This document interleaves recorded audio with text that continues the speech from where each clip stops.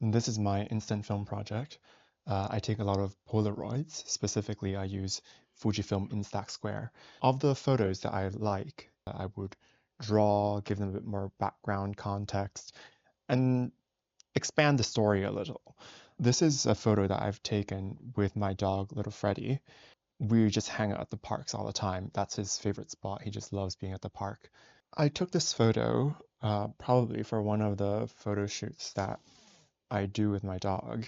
Uh, well, when I went back to the arts, I needed a lot of different photos of me, and I find that I'm actually a lot more comfortable when I'm taking the photo with my dog.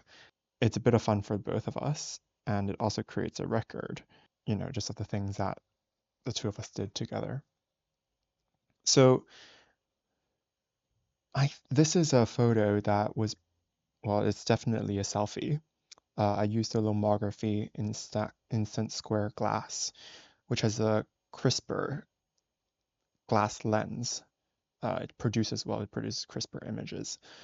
So you can see the image here is actually very sharp for a Polaroid.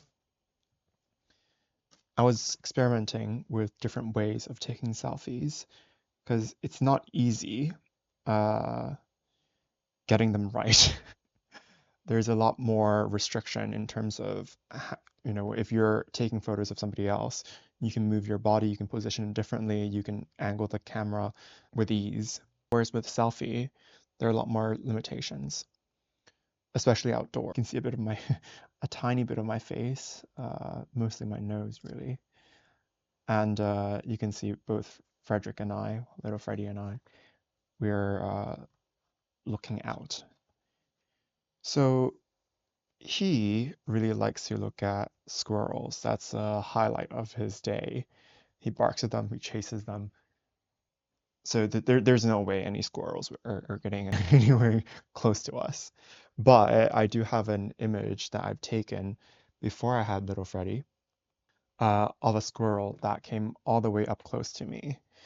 It was, it's a bit like this. I'm just sketching out believe it or not, the squirrels have tiny brown slash red lips. I hope I don't draw a squirrel that's a little too scary.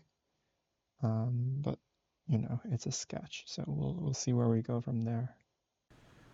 So what you heard before was a live recording that has been edited, and halfway through I gave up.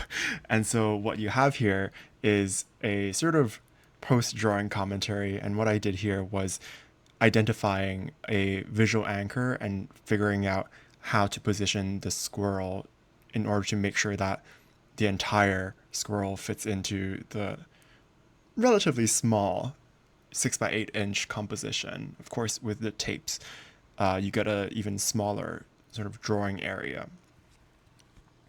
So I started with the nose. That was, for me, the middle of the face.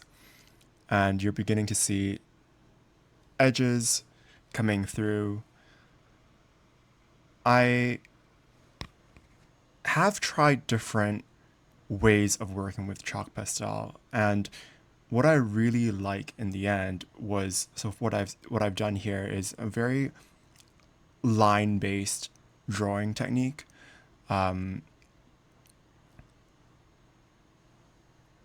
Swapping out different colors to extend the line and to sort of give it an illusion of,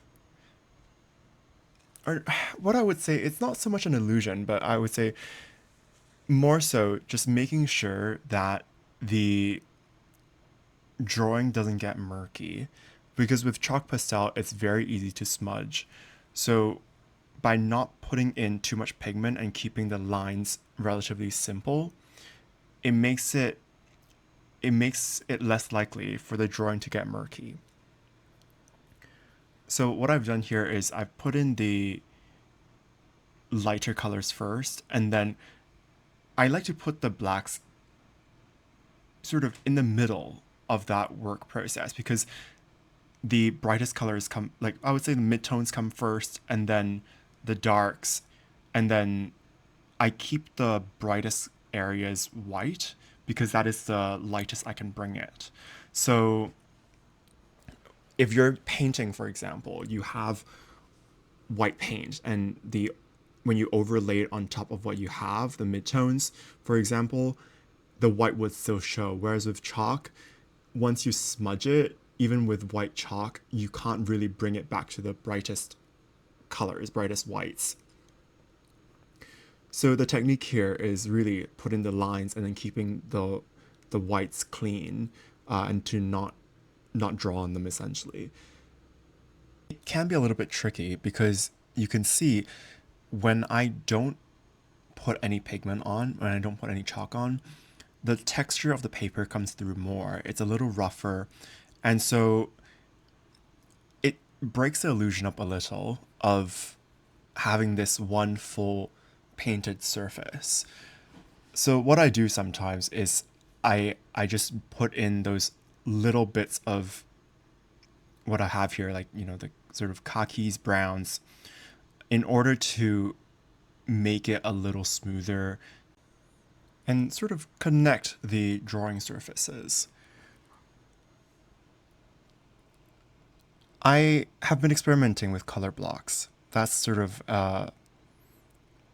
something that I really like. I find that with art, there has to be some sort of abstraction, and color blocks, I've always found them to be quite beautiful.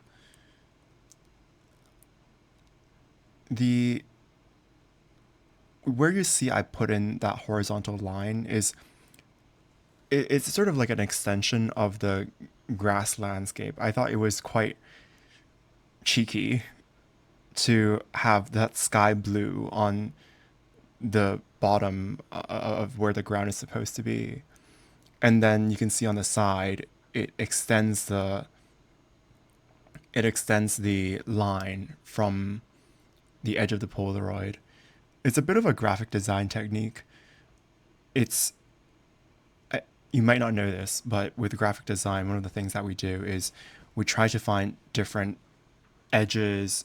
It could be like edges of a word, edges of different shapes, and we align them to make make the composition a bit more coherent. So there aren't just lines coming through left and right. I tried to blend in the tree a little. You can see like the color is not a perfect match, but it sort of works. I sort of just let it be. And well, of course, because I know that if I do any more to it, it's gonna smudge and get murkier. You can see I did the final step, which is to add fixative. And that's it. That's Squirrels with an exclamation mark, because that's how little Freddy would have titled it. If you like the piece, check out the website link. It may still be available, it may be sold out, but one of one. That's how it works. See you guys soon. Thank you for supporting me.